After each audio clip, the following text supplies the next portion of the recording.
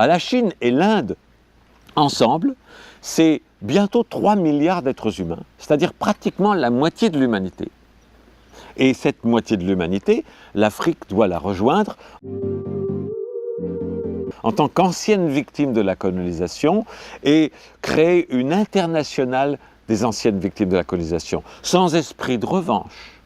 Car l'amour et la compassion doivent aussi régner, sans jamais faire subir aux Européens et aux Américains ce qu'ils ont fait subir aux autres, mais en empêchant que ça se reproduise, et en étant traités au moins à égalité.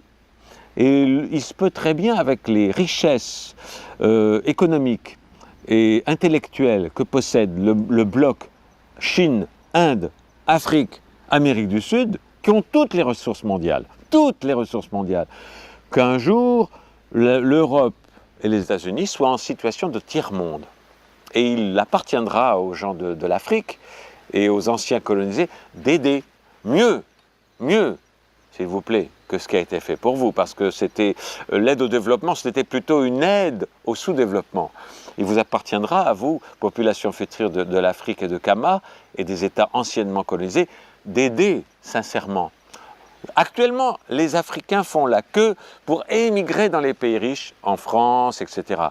Je vous prédis, moi, le prophète Raël, qu'un jour, les Européens feront la queue pour être acceptés comme immigrants en Afrique.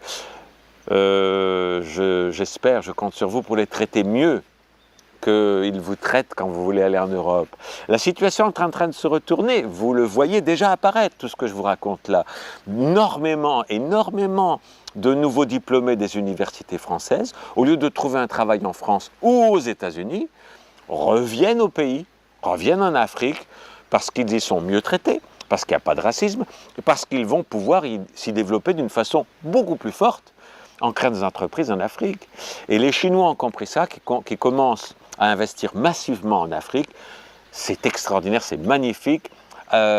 Augmenter ses liens avec la Chine, avec l'Inde, avec Chavez au Venezuela, et l'Afrique, très vite, va devenir un pays où les pauvres Européens vont vouloir venir essayer d'avoir du travail. À vous de les accueillir avec amour.